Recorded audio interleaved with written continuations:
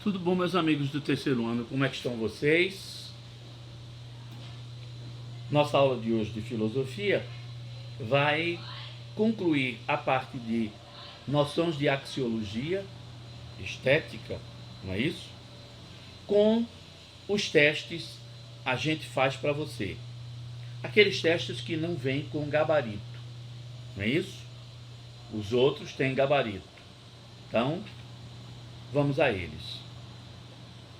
Claro, depois dos testes, são 4 testes, a gente vai começar um assunto novo e que tem uma grande presença, tanto no SSA, terceira etapa, quanto no Enem.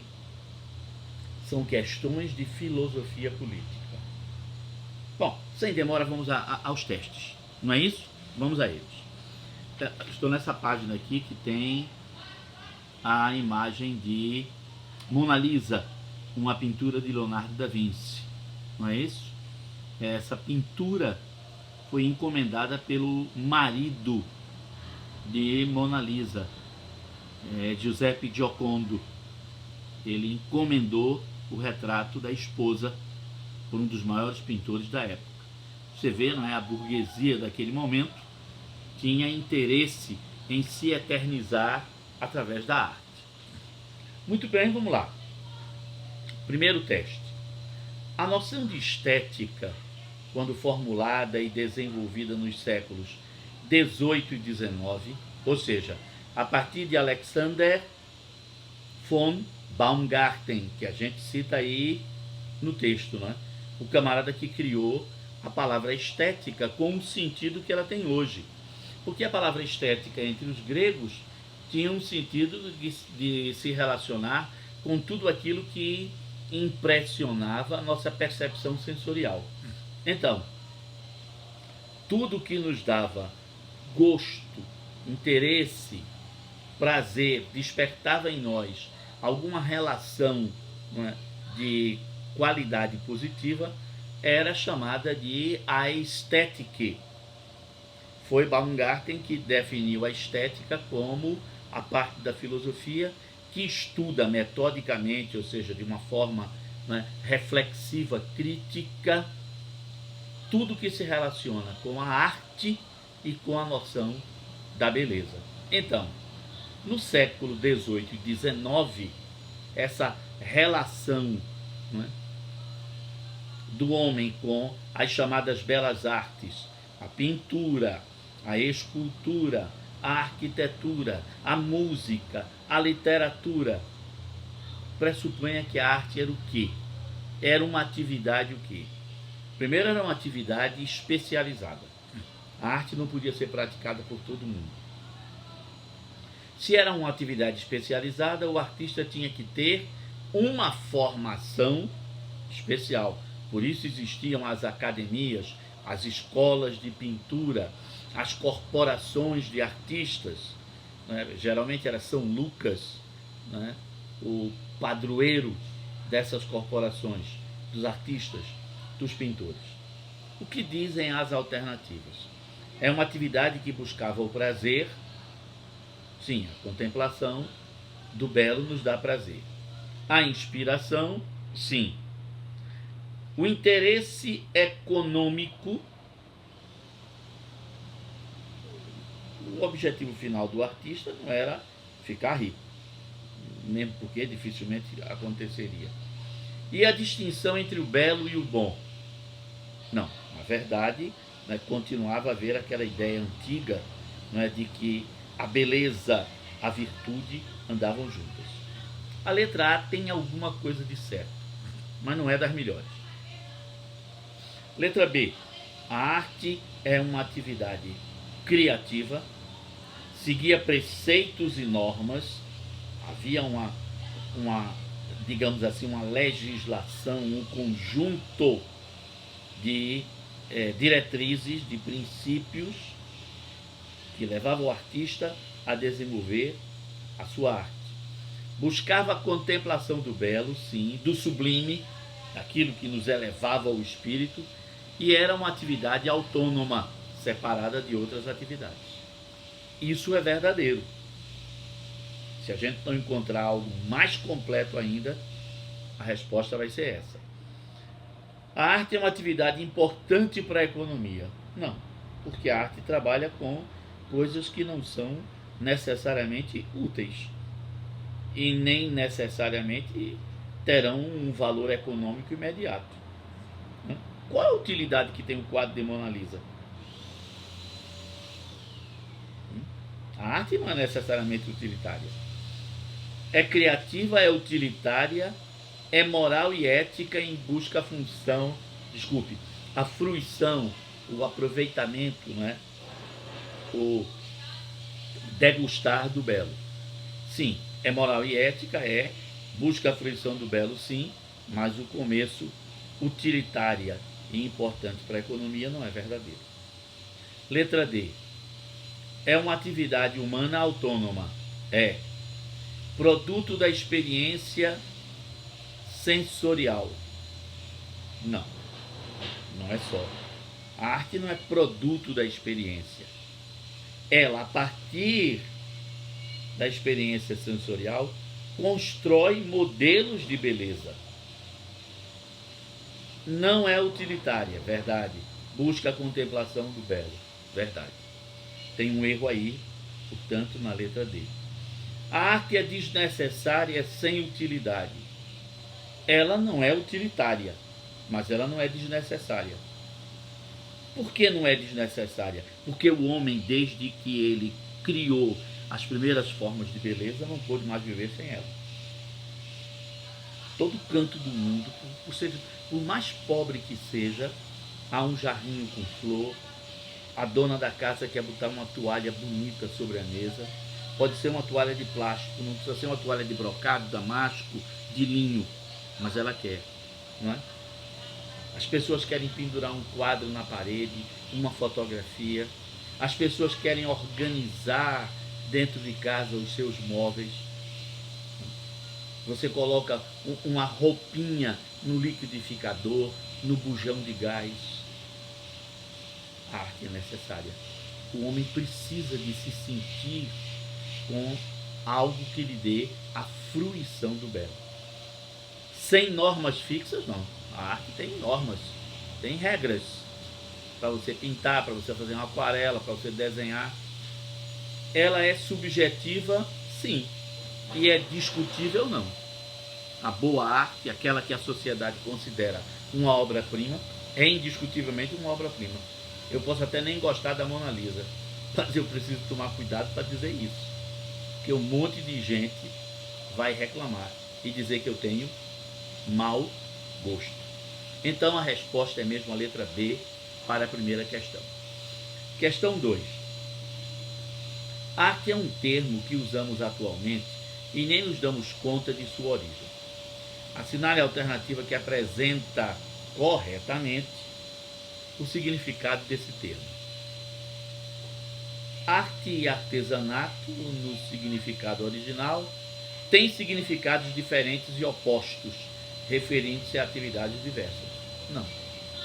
No início, o artista e o artesão, no início, Grécia, Roma, até antes, no início, Egito, Mesopotâmia, artista e artesão era a mesma coisa. Não havia distinção. A arte era chamada de techne e era chamada de ars entre os latinos, techne entre os gregos. Só a partir da democracia em Atenas é que a ideia de que o artista é diferente do artesão vai nascer. Não é isso? Mas de início é tudo igual. Letra A não responde. Letra B. A palavra arte vem do latim ars e corresponde ao grego techne, e significa originalmente toda atividade humana submetida a regras em vista da fabricação de alguma coisa e a produção de uma obra. Isso é verdadeiro. Letra C. O termo arte, no latim ars e no grego techne, é atribuído àquelas pessoas que fazem réplicas, reproduções de peças. Não. Isso pode ser um falsário e não um artista. Réplicas de escultura e pintura, não. Eu posso fazer isso, não ser um falsário, ser apenas um reprodutor de arte, com a autorização do artista ou da família do artista, lógico, né? Não é a resposta que eu procuro. Letra D. Na história da filosofia, a arte foi esquecida, porque filosofia e arte são áreas opostas, contraditórias. Oi. A axiologia tem uma parte chamada estética, que estuda a arte e a beleza. A letra D é um absurdo. Letra E. O artesanato é o termo usado para as pessoas que fazem arte. Não. Quem faz arte é artista. Quem faz artesanato é artesão. Arte quer dizer atividade humana nas situações inusitadas, ou seja, as situações especiais, diferentes, esquisitas. Por isso o ditado popular, fulano de tal é um artista. Não, a palavra artista aí tem um outro significado, né? É um camarada criativo, né? Um camarada que faz alguma coisa que normalmente as pessoas não fariam. Não é por aí. A resposta me parece a letra B, outra vez. Terceira, a estética, uma das áreas da filosofia, pode ser identificada como a parte da axiologia que estuda os conceitos relativos à beleza e à arte. Isso é estética. Letra A. Foi uma das preocupações de Aristóteles e também tinha sido tratada anteriormente por Platão e Sócrates. Isso é verdadeiro. Não diz o que é estética, mas está verdadeiro. A principal preocupação da filosofia medieval, pois destinava-se à fabricação de imagens sagradas. Não. Na Idade Média, a gente seguia as ideias de Aristóteles, Platão e Sócrates sobre arte. Não era a preocupação principal dos filósofos medievais, preocupados com a questão do teocentrismo, Deus como a resposta final de todas as preocupações humanas. Letra C. A estética é a manifestação maior do espírito crítico, segundo humanistas como Comte e Nietzsche. Nem Comte é humanista, Comte é positivista, nem Nietzsche, que estava mais para nihilista do que para humanista. Letra C está horrível. Foi um tema excluído, ficou fora dos estudos de Theodor Adorno e Walter Benjamin. A gente mostrou que não. Que esse pessoal da escola de Frankfurt tinha um interesse enorme em arte, em estética, e criou a ideia de indústria cultural, cultura de massa, a beleza transformada em um produto de consumo. Letra D está errada. Letra E. A estética é a área na qual se inaugurou o discurso da pós-modernidade. Não. Pós-modernidade é a escola de Frankfurt. Se inaugurou. Não. A partir de pensadores neotomistas. Menino, a pós-modernidade é a escola de Frankfurt. E a escola de Frankfurt não tem nada com Tomás de Aquino. Não são neotomistas. Jolivet, Régis Jolivet e Jacques Maritain são filósofos neotomistas. Mas não tem nada a ver com a pós-modernidade e, portanto, não tem nada a ver com a escola de Frankfurt. A resposta é a letra A, que não define o que é estética, mas é verdadeira. A chamada escola de Frankfurt, Theodor Adorno, Walter Benjamin, né? E outros, Erich Fromm, por exemplo, Horkheimer, marcou a filosofia na primeira metade do século XX, certo? A partir dos anos 20, tendo como uma de suas temáticas-chave, ou seja, um objeto de estudo quase que permanente o tempo todo, o quê? A desestruturação das ideias herdadas do materialismo histórico. Sem dúvida, a escola de Frankfurt criticava o marxismo, mas não era a temática mais importante. E outra coisa que a letra A tem, voltando-se para o neo-idealismo. O neo-idealismo tem a ver com Platão, não é isso? Tem a ver com Kant, tem a ver com Hegel. A escola de Frankfurt não tem nada a ver com isso. Letra B. A escola de Frankfurt tinha como temática básica importante a crítica da indústria cultural, os meios de comunicação e do capitalismo também, bem como reclamava da sociedade de consumo que tinha transformado o homem em um ser que só faz comprar, como se a felicidade estivesse em adquirir coisas. A letra B parece ser a resposta. Letra C. Principal preocupação da escola de Frankfurt: reestruturação do socialismo francês do século XIX. Não tem nada a ver. Letra D. Temática-chave: um dilema entre a ética e as políticas públicas liberais. A escola de Frankfurt reclama do liberalismo político e do liberalismo econômico. Mas atenção, a escola de Frankfurt diz que ética e política têm que andar juntas. Letra D não pode. Letra E. A escola de Frankfurt tem como tema importante de seus pensamentos, de suas reflexões, uma crítica da razão. Sim, todo mundo, né, depois de Kant, fez crítica à razão, em moldes pós-estruturalistas. A escola de Frankfurt não tem nada a ver com estruturalismo. Estruturalismo tem a ver, a gente aprendeu isso desde o primeiro ano, com aquele menino, como é o nome dele, um francês, na verdade ele é belga, Claude Lévi-Strauss, retomando o neopositivismo. Não, senhor. Neopositivismo, nada. Neopositivista é outro, um italiano chamado Benedetto Croce. É aquele menino Bertrand Russell. Pessoal da escola de Frankfurt, não. A resposta é mesmo a letra B para a questão 4. Aí vem o bloco a gente ensina, você faz. Essas 4, 5 questões, elas têm o gabarito aqui ao final. Não é? Então, se você tiver alguma dúvida quanto a esse assunto, envia para Eric, para que eu faça o comentário. E aí começa a filosofia política. É o assunto da gente. Origens da filosofia política. Vamos a ela. A palavra política vem do grego. Qual é a raiz da palavra política? Certíssimo. Polis. É isso.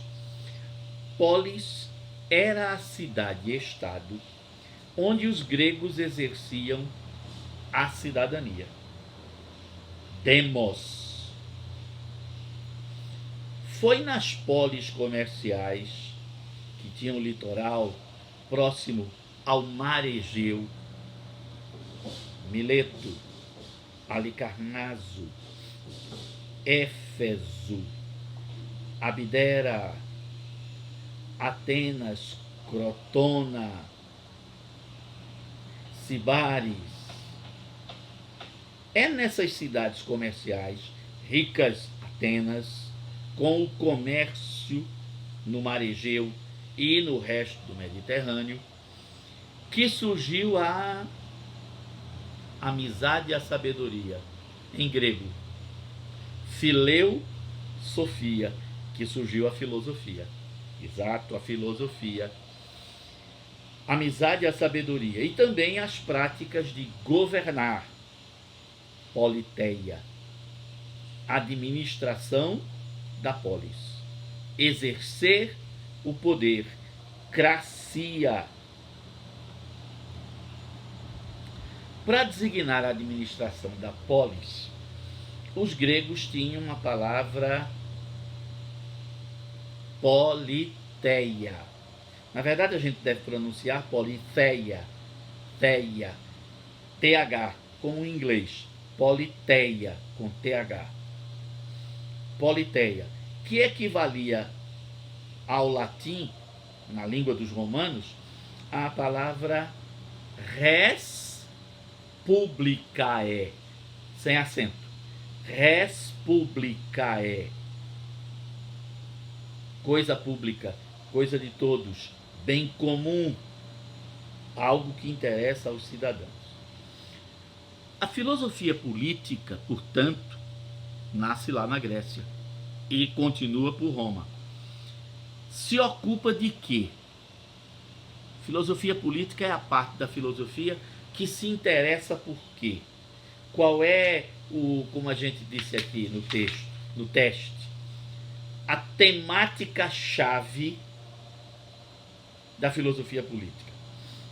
Se ocupa da análise crítica das instituições e das práticas da administração pública, do Estado, das formas de governo, dos regimes políticos, bem como da participação dos cidadãos, demos em grego, cidadãos no poder. Então vê como filosofia política tem muito assunto para trabalhar. Se ocupa da análise crítica das instituições e das práticas da administração pública. Se ocupa de perguntar o que é o Estado, como ele surge, como ele se organiza, como ele exerce o poder, das formas de governo, a monarquia e a república, dos regimes políticos, a democracia, o parlamentarismo, a ditadura, bem como de que maneira os cidadãos participam do poder político. O cidadão tem muita participação, pouca participação. Então, a filosofia política tem um campo muito grande. É por isso que filosofia política espanta, dá medo a todo governante que não é democrático, a todo governante que não quer ter seu poder contestado, a todo governante que tem um sonho de ser ditador, de implantar ditadura, de não ter limites ao seu poder. Seria, por exemplo, um governante que, ao chegar ao poder, ele começasse a dizer que, olha, uma coisa que a gente tem que consertar em nosso país é esse negócio de escola com partido, escola discutindo política. Escola não é lugar de política. Na escola o aluno tem que aprender português e matemática. Tem que aprender a escrever e a fazer conta. Pronto. E tem que aprender uma profissão. É o ensino técnico. Filosofia, sociologia, isso não tem sentido. Isso é invenção de comunista. Esse discurso é típico de quem simpatiza, flerta, namora, já tem um caso, um chamego grande com ideias ditatoriais. Mas não tem outra. Por que ninguém quer filosofia política? Porque isso faz as pessoas pensarem. E as pessoas pensando serão melhores eleitores. E melhores eleitores não votam em demagogos, não votam em fraudes que se vestem de cordeiro, quando na verdade são lobos que querem destruir as liberdades. Filosofia política incomoda. Mas infelizmente para os ditadores, ela tem que ser ensinada. As pessoas têm que refletir sobre isso. Foi quem? Sócrates. Foi Sócrates quem primeiro tratou de questões ligadas à ética e ligadas às práticas políticas. Ou seja, ética e política tinham que andar juntas. O discípulo mais famoso de Sócrates, quem foi? Platão, exato. Platão escreveu um livro chamado A República. A gente traduz por A República. Em grego, o livro se chama E-P-E-I, é uma palavra. Epipoliteia, a outra palavra. Politeia, com TH e sem acento. Epipoliteia, que falava sobre a administração das polis. Epipoliteia, Platão, falava sobre a administração das polis. Platão discute com seus seguidores, com seus admiradores, seus amigos, como seria uma polis bem governada e, consequentemente, uma polis perfeita. Todo mundo já sabe, a gente já disse isso desde o primeiro ano. A polis perfeita de Platão era aquela governada por filósofos, onde a escola fosse pública e na escola as pessoas fossem sendo despertadas para a sua vocação, de tal maneira que os cidadãos seguiriam aquilo para o que estavam vocacionados. Eram os professores da escola dessa cidade perfeita que definiriam o futuro profissional dos alunos. A gente já fez um comentário sobre isso e a gente já viu que esse negócio não funciona, que isso está mais para a ditadura do que para a democracia, para a república. Seguindo, mas quem sistematizou o pensamento político foi o mais famoso aluno de Platão.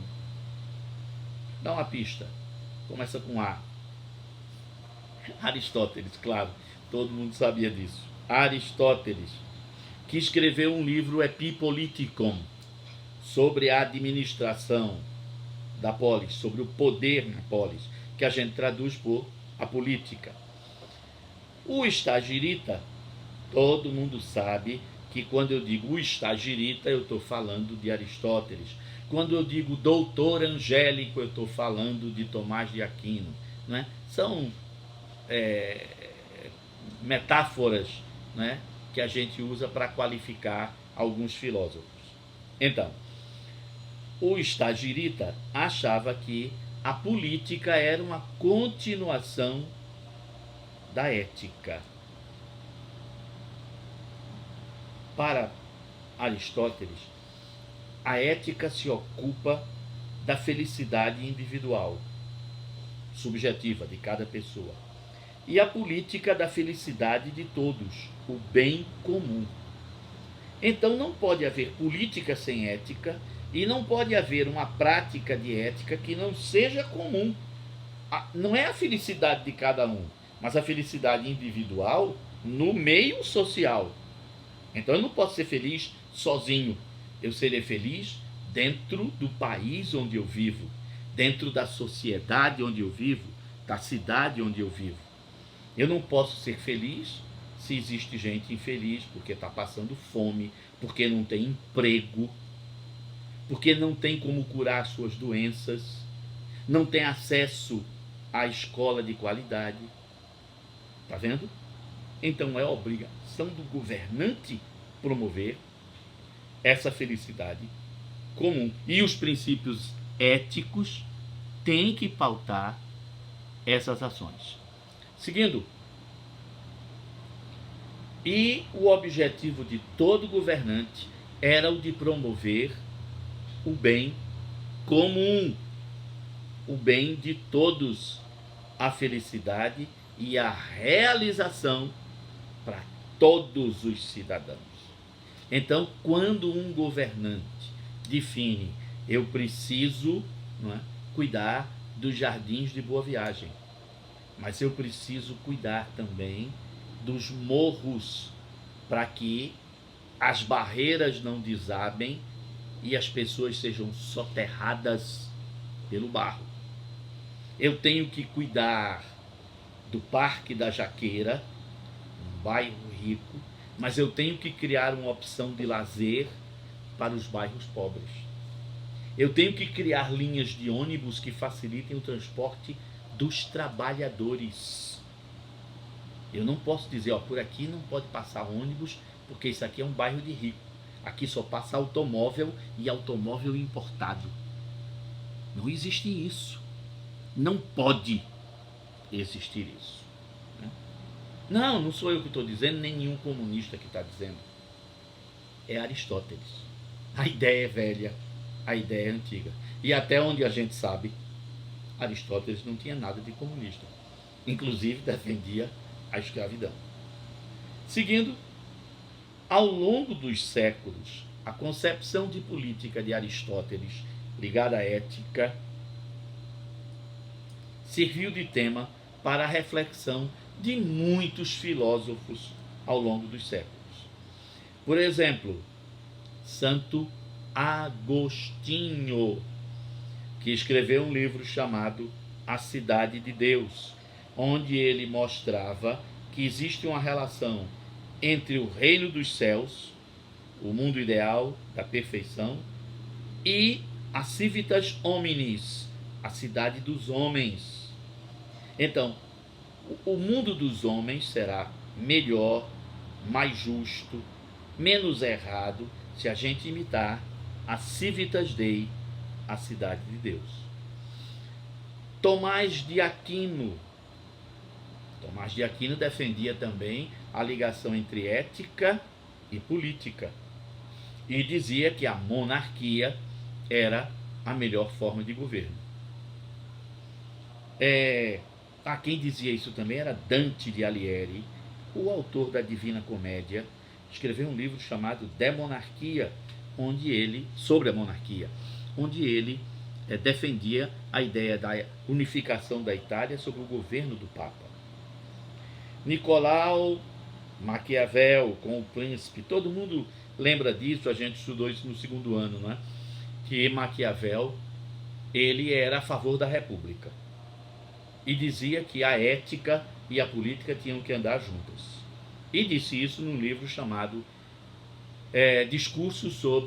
Comentários sobre a primeira década de Tito Livio, um historiador romano que ele admirava. Então ele faz esses comentários, que a república é a melhor forma de governo, que política e ética têm que andar juntos, que o bem comum é aquilo que tem que ser perseguido por todos os governantes.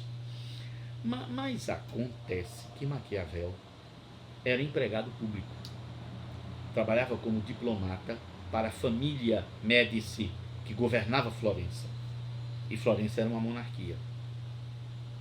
E ele percebeu que lá em Florença, ele também foi historiador, escreveu a história de Florença.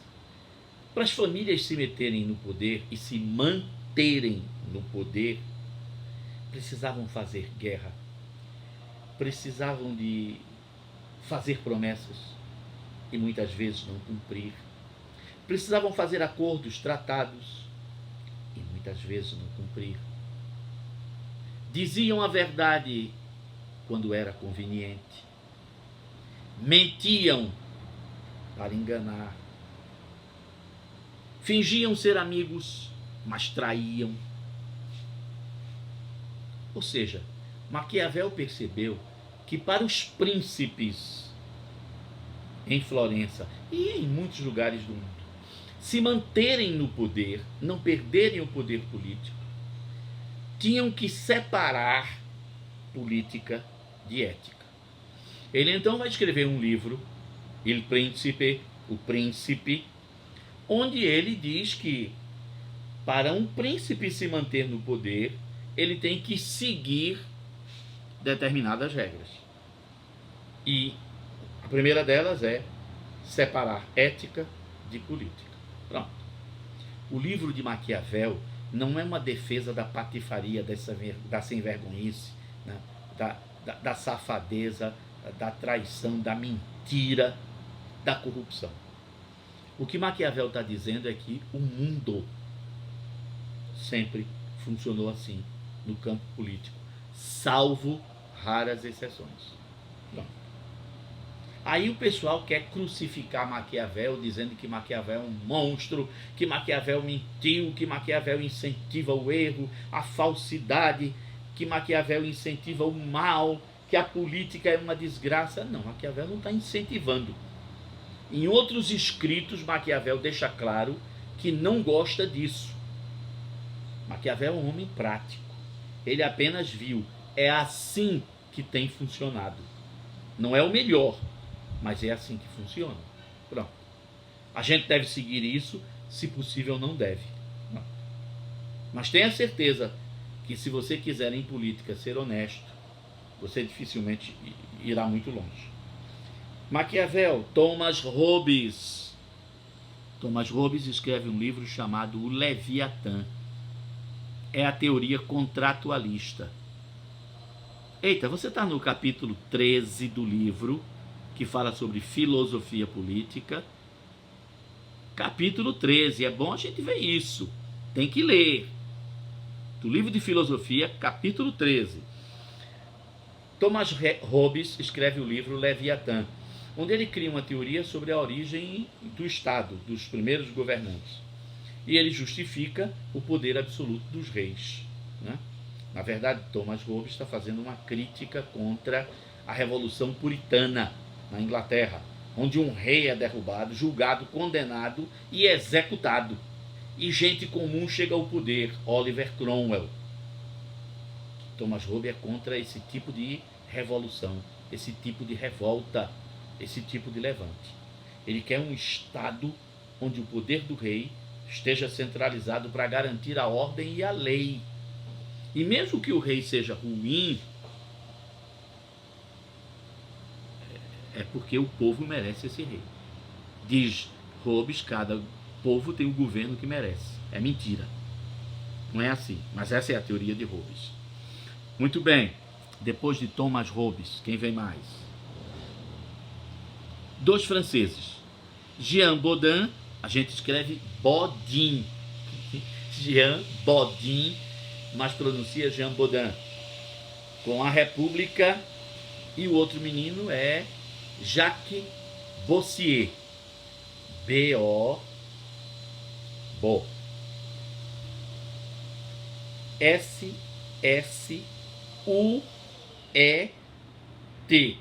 Vou repetir. B-O-S-S-U-E-T.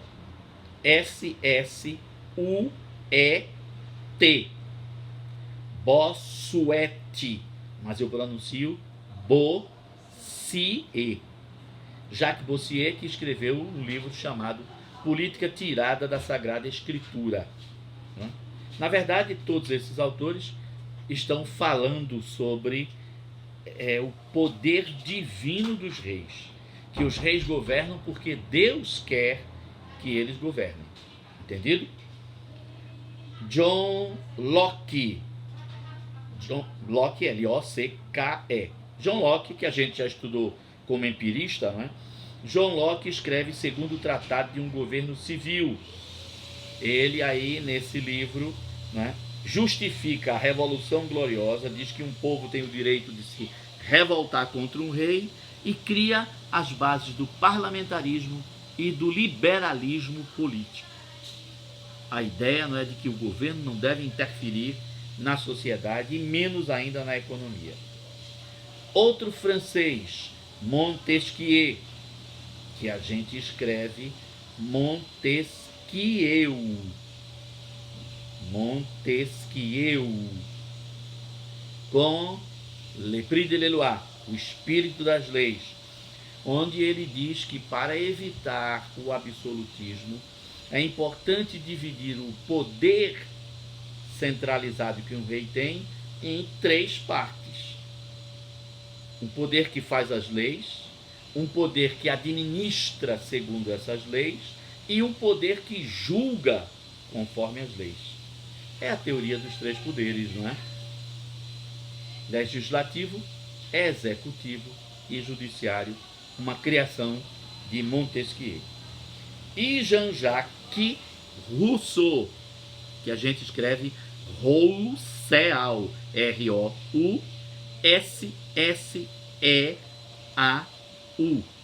Repetindo, R-O-U-S-S-E-A-U.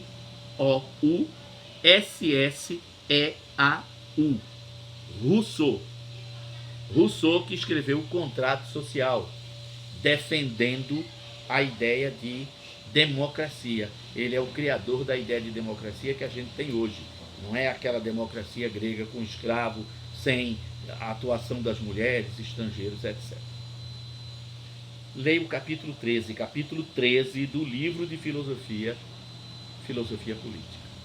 E a gente continua na próxima aula. Até lá, então.